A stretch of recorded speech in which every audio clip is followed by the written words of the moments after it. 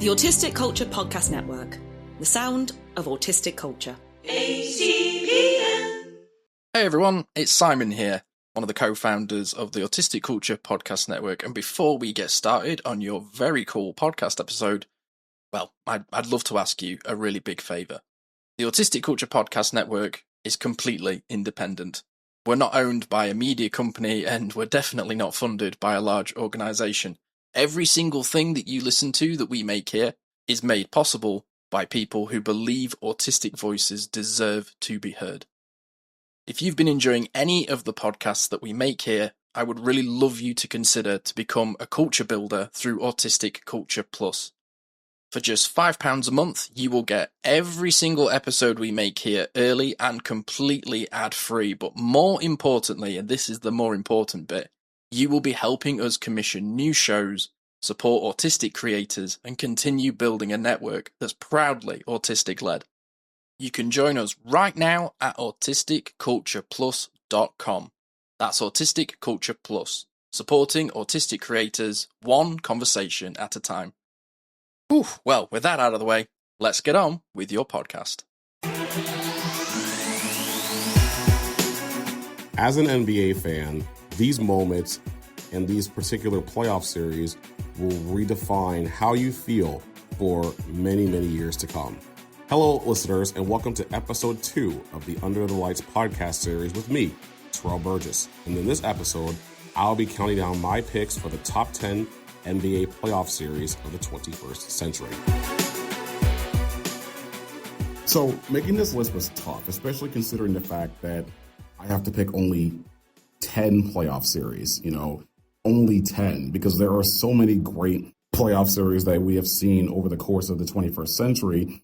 And the fact that only 10 are making this list is almost criminal. But I have to construct this list down to 10, and we're going to start off with a really good one. Coming in at number 10 is the 2012 Eastern Conference Finals between the Boston Celtics and the Miami Heat. The Boston Celtics were led by Hall of Famers Paul Pierce, Kevin Garnett, and Ray Allen. And the Miami Heat consisted of the big three, LeBron James, Dwayne Wade, and Chris Bosh. This was before LeBron James would win his first championship, before he would be known today as one of the top 2 greatest players of all time. People will have him as the greatest of all time. And so this series is on this list for a specific reason, because this was the series that stood between LeBron James and his first ever NBA championship. And they were facing a team that have gotten his number over the years. Now, granted, the Miami Heat did defeat the Celtics the year before in the second round, but this is the conference finals. This is for a chance to go to the NBA finals. And, game 1, Miami took care of business. LeBron had 32 points and 13 rebounds. And game 2, though, that one was something else. I mean, it went to overtime, and both teams went back and forth the whole way through. Rajon Rondo had a career playoff high 44 points in that game, as well as 10 assists. But the Miami Heat would win that game 115-111. However, the Celtics would go on to win 3 consecutive games 3 through 5, including a game 4 overtime victory in which they only had to score 4 points to get the victory, and a game 5 win in Miami in which they were able to steal home court advantage, with Paul Pierce hitting a clutch 3-pointer in the final seconds to seal the victory for the Boston Celtics. So the Miami Heat are in a situation where they have to win the last 2 games to advance to the NBA Finals. By this point, the Oklahoma City Thunder were on the verge of going to the NBA Finals themselves. That team was led by future Hall of Famers Kevin Durant, Russell Westbrook, and James Harden. Now, of course, they're still playing in the NBA today, so they're not in the Hall of Fame yet, but they're going to be very, very, very soon. Anyway, Game 6 was the game that will define LeBron James' legacy for the rest of his career. And boy, oh boy, did he show up and show out. 45 points, 15 rebounds, 5 assists, in a must-win Game 6 in Boston, as the Miami Heat would win 98-79. And heading into Game 7, we had a very very close game through three quarters. The Celtics led at the half by about 7 points. Miami would tie the game heading into the fourth quarter, and then Miami would just run away and win the game 101-88 to advance to the NBA Finals. And of course, the Miami Heat would go on to win their second NBA title in franchise history after winning their first in 2006. And for LeBron James, he would win his first NBA title of his legendary career, his first of what would go on to be 4 NBA championships. Believe it or not, I actually have a first round series on this list. Yep, the first and only first round series on this list, because this is, without a doubt, the greatest first round series ever in NBA history. And no one can tell me otherwise. Because coming in at number 9 is the 2009 first round series between the Chicago Bulls and the Boston Celtics. Now, the Boston Celtics won the NBA championship a year prior, and the Bulls are the up-and-coming team led by future MVP Derrick Rose and a very young Bulls squad hoping to make a statement in this year's playoffs. Now, obviously, they're going to have quite a test because they're obviously facing the defending NBA champions, as I said, but they're facing them without Hall of Famer Kevin Garnett, who did not play in the postseason due to lingering foot issues. But this series was something else. Pretty much every game in this series, with the exception of one, was an instant classic. We have to start with game 1, obviously. The Bulls stealing home court advantage, winning 105-103 in overtime. Derrick Rose, in his first career playoff game, scored 36 points and had 11 assists. And Joakim Noah, the second-year center out of the University of Florida, he had 17 rebounds in that game, as the Bulls go on to win that game to steal home court advantage. But then game 2 happened, and game 2 featured so many clutch moments down the stretch. Ben Gordon, the Bulls' starting 2 guard, scored 42 points, but Ray Allen had 30 points, including the game-winning 3 in the final seconds to give the Celtics a 118-115 victory over the Bulls to even the series at a game apiece. Now, I mentioned that there was one exception in this series that wasn't really that close, and that would be game 3. The Celtics would win that game 107-86. That game wasn't necessarily close, as the Celtics pretty much led the entire game, and they were led by Paul Pierce with 24 points. Now, game 4, and another game on this list, actually no, 2 more games on this list are, I would consider to be instant classics. Because game 4, this game went to double overtime, and it included an epic game-time three-pointer by Ben Gordon in regulation to force overtime in the first place. That's how we were able to get 2 overtimes. And the Bulls would win that game 121-118 in double overtime to tie the series at 2 games apiece. Derrick Rose had a near triple-double. He had 23 points, 11 rebounds, and 9 assists. And just like that, the series is tied. And game 5, we had another close game. The Celtics won that game 106-104 in overtime. Paul Pierce scored the game-winning shot in overtime to give them the victory, but they were led by Rajon Rondo, who had 28 points and 11 assists. But nothing can prepare us for what we saw in game 6 of that series, because game 6 was so crazy, so over the top, and so bonkers that even today, when I think about first round playoff series, that's the game I always point to, because the Celtics and the Bulls were at each other's throats this entire series. But this game right here proved why this is the greatest first round series ever, because going toe to toe for 4 quarters and 3 overtimes, Ray Allen scoring 51 points, John Salmons scoring 35 points, Joakim Noah having 15 rebounds, Derrick Rose having another big game, Kendrick Perkins having a big game. I mean, like, so many great things came out of that game. And of course, the Bulls would win that game 128-127 in triple overtime to force a game 7. And, you know, as a Laker fan, I was kind of hoping for the upset, but obviously the Celtics would go on and take care of business in game 7, 109-99, despite a very valiant effort from the Bulls in that game. and they would win probably the greatest. No, it is the greatest first round series in NBA history. So this series is the first of what will be several NBA Finals series on this list, and it is the 2005 NBA Finals between the Detroit Pistons and the San Antonio Spurs, coming in at number 8. This series was a defensive bloodbath.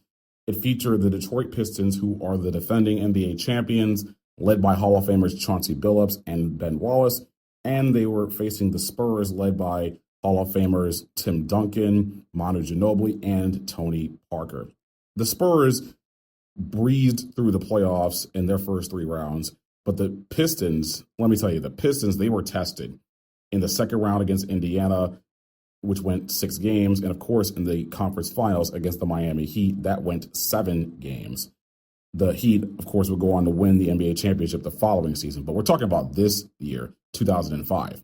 So the Spurs took care of business in the first 2 games, 84-69 in game 1, 97-76 in game 2. It was, again, a defensive bloodbath, and the Pistons really couldn't get anything going on the offensive end. But once they returned home, they were able to take care of business themselves, winning game 3 and game 4 pretty handily. The Spurs failed to crack 80 points in either of those games. But game 5, this was the game that, to me, defined this whole series, because game 5, I mean, if you're an NBA fan, you were looking for a close game. And to me, this game right here defined the 2005 NBA Finals, because there were so many lead changes, so many clutch shots. Going into overtime, the score was tied at 89. I mean, like I said before, it was a defensive bloodbath this whole series. Chauncey Billups led the Pistons with 34 points, and Tim Duncan led the way for the Spurs with 26 points, and he also had 19 rebounds. But game 5 would end with Robert Horry, Big Shot Bob, who is known for his clutch shots in the NBA playoffs. And trust me, he will be mentioned later on in this list. But anyway, Robert Horry would score the go-ahead three-pointer to give the Spurs a 96-95 lead with 5 seconds to go in overtime, and that would end up being the final score, because the Spurs would win 96-95 to go up 3-2, heading back home with an opportunity to clinch the title in front of their home fans. But the Pistons said, no, not so fast, because after trailing by 1 point at the half, the Pistons would take control in the second half to win by 9 points and force a game 7, where, like the last 2 games, it was very close throughout. However, the Pistons had a 9-point lead late in the third quarter, but the Spurs, I mean, you got to give them some credit. I mean, they did not quit. They just kept fighting. They kept clawing back, and the score was tied heading into the fourth quarter, where the Spurs would eventually pull away and win the NBA championship with an 81-74 victory in Game 7, denying the Pistons a chance at a repeat. And by this time, this was the Spurs' 3rd NBA championship. They have 5 overall. But in my opinion, this final series was probably the best one I've seen the Spurs play, because, in fact, no, this was the second best one I've seen the Spurs play. You'll see another one later on this list, but this was a series that had so many great defensive plays and clutch plays down the stretch. And when people think about this series, people think about the incredible defense that both teams had. And of course, that defense is what led the Pistons to win the championship the year before. So it was pretty obvious that the 2 best teams in the NBA definitely met in the finals that year. This next series is the only series on this list that has not gone to a full 7 games, mainly because this series as a whole was still a classic series, and it didn't need all 7 games because the series itself was that great. I'm talking about the 2011 NBA Finals between the Dallas Mavericks and the Miami Heat. Before LeBron James had that epic playoff run in 2012 in which he led the Miami Heat to the NBA championship, they faced a Dallas Mavericks team the year before that were heavy underdogs. I mean, And I would still tell this story to a lot of fellow NBA fans. I would say that this is the most impressive championship run I've ever seen from any team or player, because the Dallas Mavericks, they were led by Hall of Famers Dirk Nowitzki and Jason Kidd, but mainly Dirk Nowitzki. And the Mavericks, they were heavy underdogs against the Miami Heat because no one ever thought that the Mavericks would even make it this far. Well, probably except Mavericks fans, but the majority of NBA fans really didn't think that the Mavericks would end up in the NBA Finals because obviously on their way to the finals, they had to face the Los Angeles Lakers, who were the two-time defending champions. They ended up sweeping them. And of course, they would face the Oklahoma City Thunder, led by Durant, Westbrook, and Harden, who I mentioned earlier in the list. And they would beat them in 5 games. So obviously, the Mavericks, they just kept proving people wrong. But in game 1, the Miami Heat pretty much showed everyone why they were the heavy favorites in the first place, because they took care of business in game 1, and it looked like they were going to take care of business again in game number 2.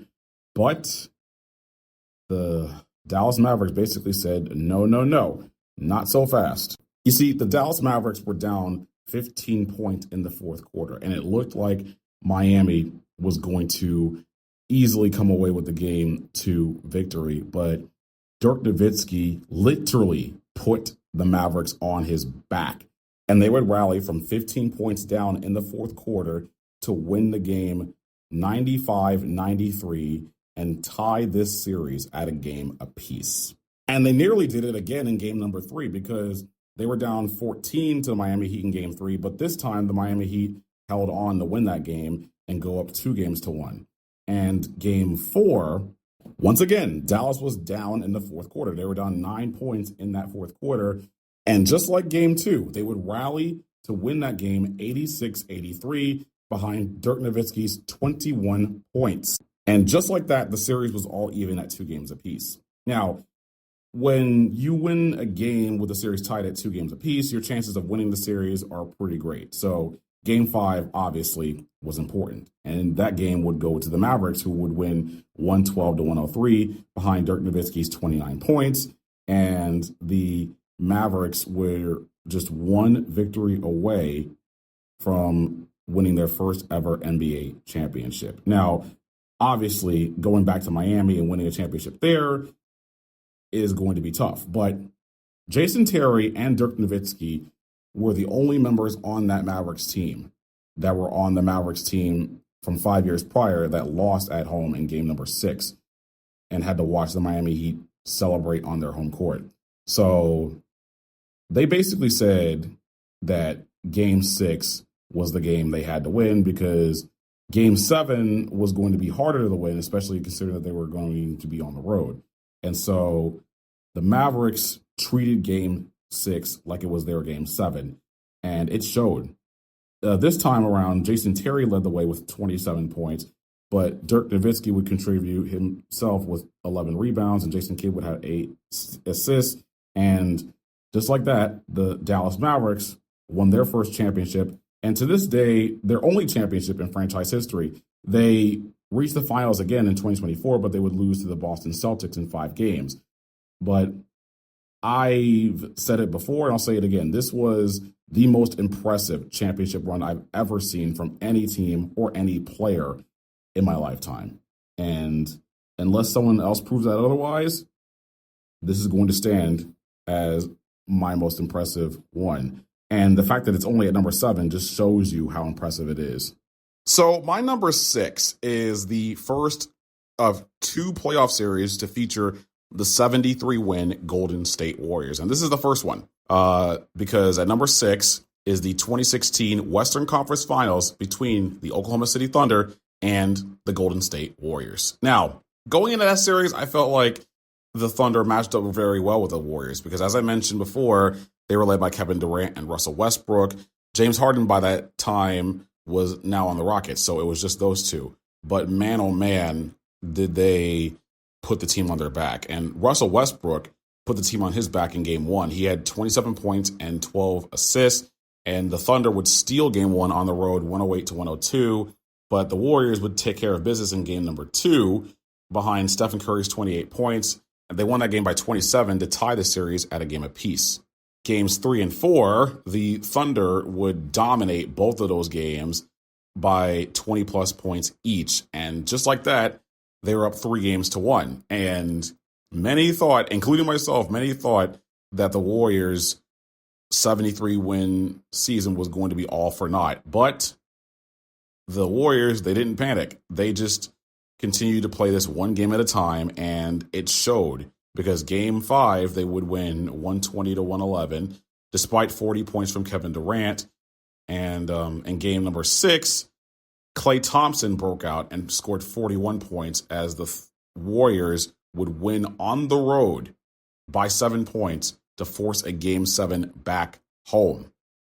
And the rest was history, because the Warriors would go on to win game 7, 96-88. To advance to the finals for the second straight year. The Warriors overcame a 3-1 deficit to win that series, and that game 7 proved to be Kevin Durant's final game in a Thunder uniform, because he would leave and join, you guessed it, the Golden State Warriors, and he would win 2 championships with the Warriors, winning Finals MVP both years, in 2017 and in 2018. But that series, before the eventual series that we're going to talk about later on this list, that series pretty much set the tone for what was to come in the upcoming NBA Finals. But man, oh man, if there was ever a time to get rid of the 73-win Warriors, it was probably going to be this series. But, you know, you got to give credit to the Golden State Warriors. They didn't panic. They didn't fold, and they just kept fighting. They kept playing, and as a result, they would overcome a 3-1 deficit and advance to the NBA Finals. ACPN. Hi, I'm Turrell Burgess, host of Under the Lights. If you like this show, I think you'll also love Info Dump, hosted by Hannah Brockway. Check it out whenever you listen to podcasts here on the Autistic Culture Podcast Network. ACPN. Okay, now we have reached my top 5 favorite playoff series of the 21st century. And speaking of number 5, this playoff series occurred when I was 5 years old. Unintentional, I promise. But my number 5 is the 2000 Western Conference Finals between the Portland Trail Blazers and my Los Angeles Lakers. The Lakers won the first game by 15, pretty single-handedly. Then the Blazers destroyed us in game 2 to tie the series at a game apiece. And then the Lakers will win 2 hard-fought games in game 3 and 4 in Portland to go up 3-1. And pretty much everyone thought that they would run away with this series. But the Blazers basically said, not so fast. They would win game 5 behind 22 points from Rasheed Wallace and Scottie Pippen each. And then game 6, they would win behind Steve Smith's 26 points. And just like that, the series was now all even at 3 games apiece. So here we are, game 7, going back to Los Angeles, and the Lakers went from up 3-1 to tied at 3 games apiece. And so the Lakers, they were trailing by a few points at halftime, but then the Blazers, they led by 16 points heading into that fourth quarter. And if you were a Laker fan, obviously you would feel very uneasy because, you know, trailing by that many points heading into the fourth quarter, it's not going to be that good of a look. And Shaquille O'Neal, one of the star players on the team, even said that Phil Jackson, the head coach of the Lakers at the time, said, you know, guys, we had a good run. They got the better of us. I will see you next year. Apparently, that fueled the Lakers because they would outscore the Portland Trail Blazers by 18 points in that fourth quarter to win 89-84.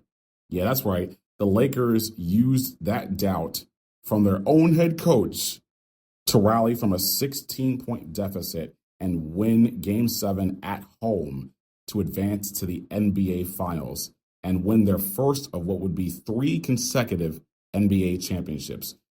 Kobe Bryant would lead the team in that game with 25 points, 11 rebounds, and 7 assists.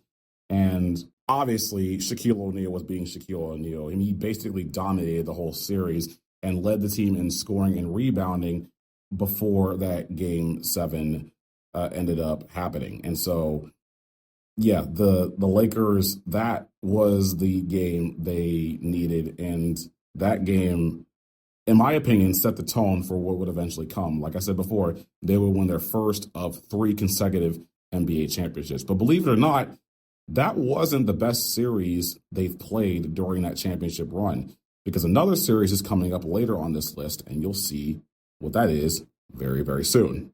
Oh boy, I remember this next playoff series like it was yesterday. And yes, you guessed it, it's another NBA Finals series.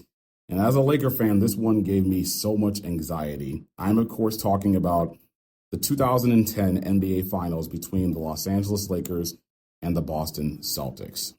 Obviously, as a Laker fan, I have a strong disdain for the Boston Celtics, especially since they beat the Lakers 2 years prior in 2008. It was pretty clear they were the better team in that series, but the Lakers, they were led by Kobe Bryant and Pau Gasol, both in the Hall of Fame and both leading their team to a championship a year prior. In fact, that was Kobe's first NBA title he's won since Shaq left Los Angeles. So he proved by that time that he could win a championship without Shaq. So in this series, he was determined to win another one without him. And in game 1, it looked like the Lakers were clearly the better team. But then game 2 happened, and Ray Allen of the Boston Celtics set an NBA Finals record at the time with 8 3-pointers, and the Celtics would go on to win game 2 and tie the series at a game apiece. But then game 3 happened. Derek Fisher and Kobe Bryant had key clutch plays down the stretch, and the Lakers would win game 3 to reclaim home court advantage. But then games 4 and 5 happened, and the Celtics defense truly set the tone for those games.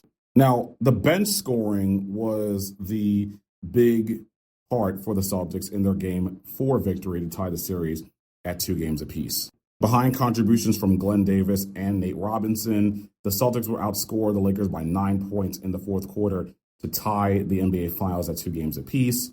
And in game 5, like I mentioned before, the Celtics win that game by 6 points, despite 38 points from Kobe Bryant. And just like that, they were up 3-2. But the series was going back to Los Angeles, and the Celtics knew they had to win one of those games. And they hadn't clinched the NBA championship on Los Angeles soil since the 60s. So obviously it was going to be tough.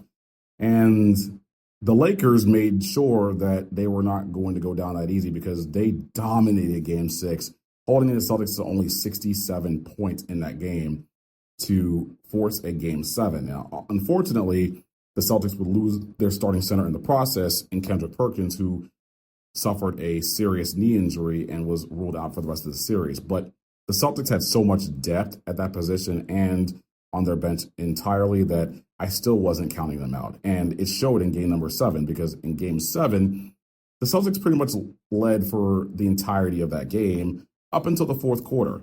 Now, Kobe Bryant, I'm going to be honest, he didn't have his best game. I mean, he led the team in scoring with 23 points, but I mean, if he were alive right now, God rest his soul, he would tell you that he did not shoot well in that game. But it was the Lakers' defense that was the deciding factor in that game, in that fourth quarter, and pretty much throughout that entire second half. And through contributions from Pau Gasol and Ron Artest, the Lakers would rally and win that game 83-79 to win their second straight NBA Finals. And for me, as a 15-year-old sports fan, a 15-year-old Laker fan, that just brought tears to my eyes and a huge smile to my face, because the Lakers finally got their revenge from 2 years earlier. And obviously, I would be a biased Laker fan, but, you know, I would say that that was probably the most satisfying playoff series I've ever experienced in my life as a Laker fan. Okay, now this next series, is going to anger some people. Okay. I already know, especially considering what we know now and considering the backlash that happened from the people responsible for it. This is going to upset some people. It'll bring back a lot of memories, both good and bad. But for me, as a 7-year-old watching this, again, yeah, it shows my age.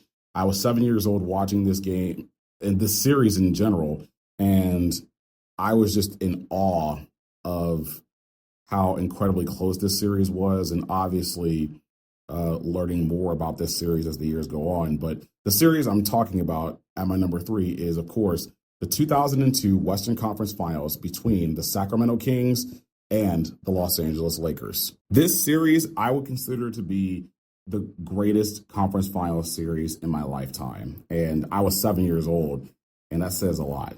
The Lakers won game 1 by 7 points. They really never trailed in this game. Kobe led the way with 30 points in that game.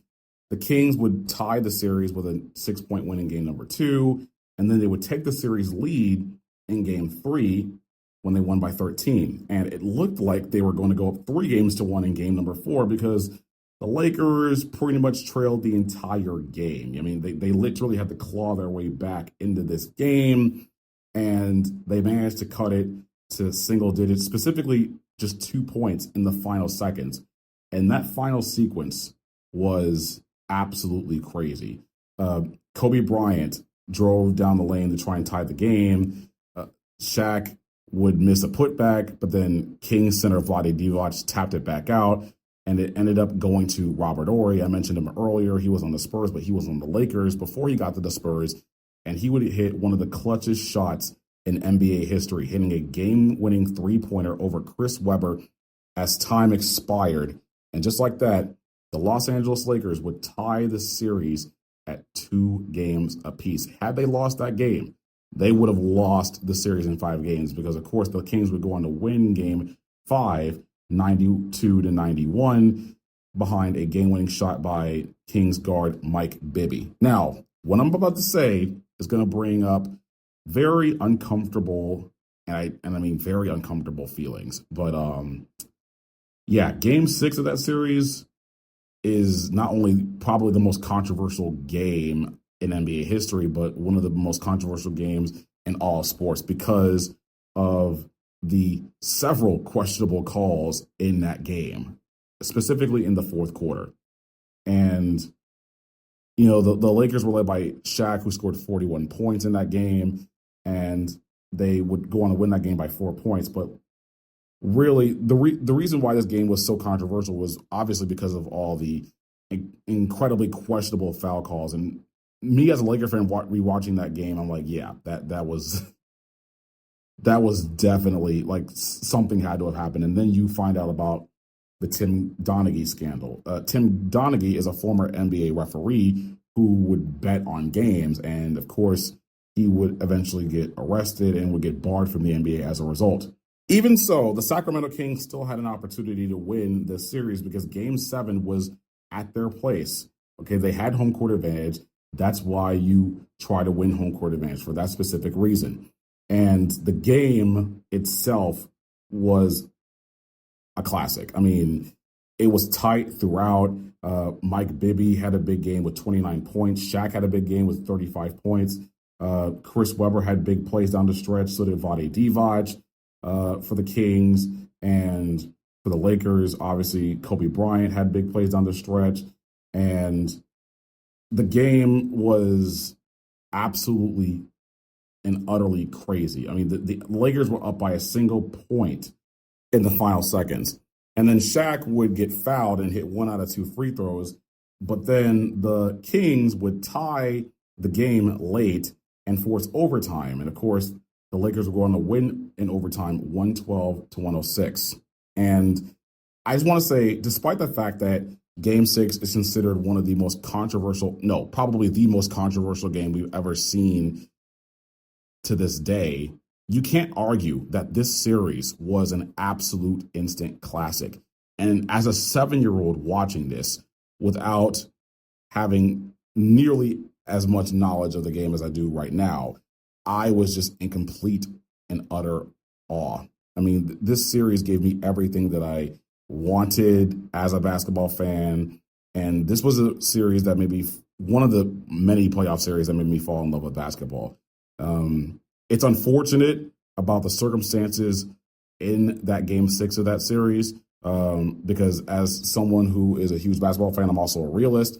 But, this was an instant classic in my mind. And it's a playoff series that will stand the test of time. My number 2 favorite playoff series of the 21st century is the 2013 NBA Finals between the San Antonio Spurs and the Miami Heat. This series, I mentioned before that the Spurs played 2 of my favorite series on this list. This was the other one. And this series, leading up to this series, the Spurs had never lost in the NBA Finals. And so, obviously, I thought if there was any team that was going to dethrone the Miami Heat, because they won the championship the year before, if there was any team that was going to dethrone the Heat, it was probably going to be the Spurs. And how could you not pick the Spurs? They were led by a trio of Hall of Famers in Tim Duncan, Tony Parker, and Manu Ginobili. And they were coached by a Hall of Fame coach in Greg Popovich. So obviously, they were going to give the Miami Heat everything they had. And they certainly did in this series. I mean, they won the first game to go up 1-0, but the Miami would take care of business in game 2. Then the Spurs would dominate game 3, holding LeBron to a very pedestrian shooting night. And after that game, LeBron vowed that he would play a whole lot better, and he backed it up with a strong game number 4 when he scored 33 points. Miami would tie the series at that point. But then game 5 happened, and Tony Parker would be the star in that game, leading the Spurs to a 10-point victory. And just like that, the Spurs were up 3-2 and were 1 win away from winning another championship. And it looked like they were going to win another championship because they were up by 5 points against the Miami Heat late in the fourth quarter of that game. They were up 94-89 in the final 30 seconds. But then LeBron would hit a 3-pointer to cut it to 2. And Kawhi Leonard, young Kawhi Leonard, for the San Antonio Spurs, he would split a pair of free throws to go up 3. And then in one of the wildest sequences I've ever seen, LeBron James, or was it Chris Bosh? One of them would miss a 3. And then Chris Bosh would get the rebound and kick it out to Ray Allen, who would hit one of the clutchest shots in NBA history. He hit a 3-pointer to tie the game and force overtime. And Miami would go on to win that game 103-100. And I've said this before, I think that shot saved LeBron's legacy, because if he lost that series, he would end up with 7 finals losses instead of 6. And so that shot, in my opinion, redefined his legacy. It redefined Ray Allen's legacy, and it redefined that whole Miami Heat organization's legacy, because they would go on to win game 7 by 7 points, 95-88. LeBron would lead that game with 37 points and would win his second straight finals MVP.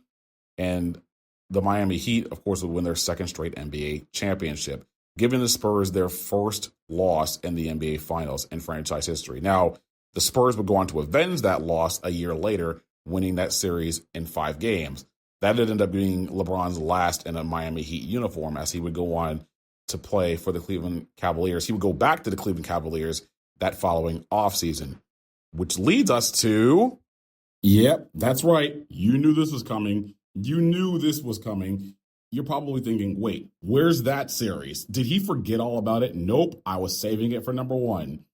The 2016 NBA Finals between the Cleveland Cavaliers and the Golden State Warriors is my number 1. I mean, I have to.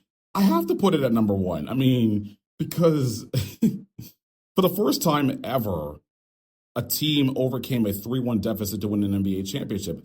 I never thought I would ever see the day, but it happened. And as I mentioned in the last one, LeBron James is the one who made it happen. After he won 2 championships with the Miami Heat, he decided to go back to Cleveland and finish what he started there. And it was far from easy, let me tell you. I mean, the Cavaliers lost in the NBA Finals a year earlier to the same team in the Golden State Warriors. They lost that series in 6 games. And LeBron, who was short Kevin Love already, was now short of a Kyrie Irving after he suffered a season-ending injury in game number 1. And pretty much a healthy Golden State Warriors against a injury-riddled Cavaliers team, it was just too much for them to handle. And so this time around, the Cleveland Cavaliers were fully healthy, as were the Golden State Warriors, and they gave us a finals for the ages. Now, games 1 and 2, I mean, the Warriors would run away with both of those games to go up 2-0, and obviously, we're all of us were just thinking, oh no, here we go again. And so, but game 3, the Cavaliers would make a huge statement, winning by 30 points to get back in this series. And you're thinking to yourself, okay, now we have a game. But then game 4 happens. Stephen Curry led the way with 38 points, and the Golden State Warriors would go on to win by 11 points, and they would go up 3-1. And at this point, like I said before, no team at this point had come back from a 3-1 deficit to win the NBA Finals. So all of us were pretty much thinking, oh no, the Warriors, they're about to beat this team again. Like, this is going to happen. Like, the 73-win Warriors are going to make history. But then the Cleveland Cavaliers basically said, not so fast. They would win game 5 behind not 1, but 2 41-point efforts from Kyrie Irving and LeBron James. And they would win that game by 15 points, heading to game 6. And, keep in mind, Draymond Green of the Golden State Warriors was suspended for game number 5 of that series. And many people, including myself, believed that if he were not suspended, then that game would have ended probably in a different way. But I guess we'll never know, because that game obviously led us to game number 6. And in game number 6, LeBron would respond with yet another 41-point game, winning that game by 14 points. And just like that, we have a game 7. Game 7 of the NBA Finals. And let me tell you, game 7 of that series was epic. I mean, the game was close from beginning to end. And for like the first 3 quarters and like 5 minutes, I genuinely had no idea who was going to win the game. Like, it was that close.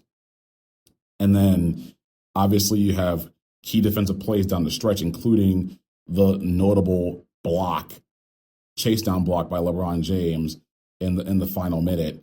And obviously it would lead to the eventual championship winning 3-pointer by Kyrie Irving to give the Cavs the lead for good. And of course, it clinched the Cleveland Cavaliers' first championship in franchise history. And for the city of Cleveland, it was their first professional championship in over 50 years.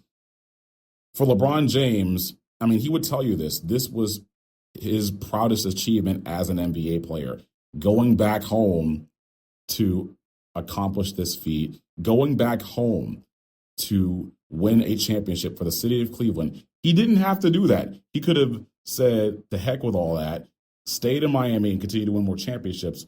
But he basically said, no, I'm better than this. I need to go back and finish what I started.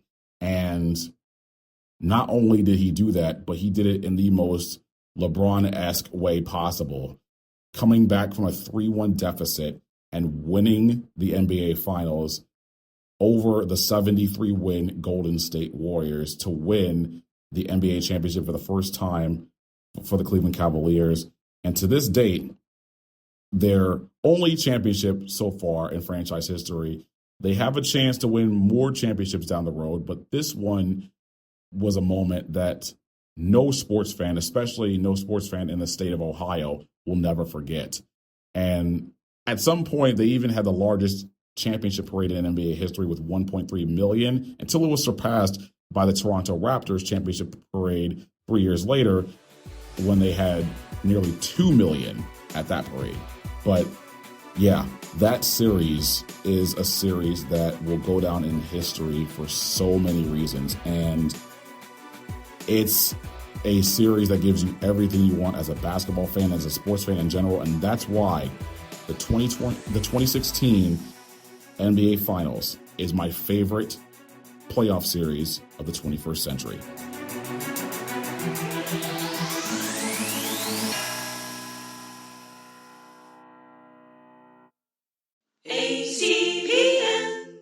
This conversation was made possible by our culture builders. Our culture builders support the Autistic Culture Podcast Network through Autistic Culture Plus, helping us support autistic creators, launch new podcasts, and keep these conversations available for everybody to enjoy. If you're already a culture builder, thank you. Your support means more than you could know. And if you'd like to join them, for just £5 a month, you'll get every episode we make here early and completely ad-free, while knowing that you are continuing to build the home for autistic media. Find out more at autisticcultureplus.com. Autistic Culture Plus, supporting autistic creators one conversation at a time.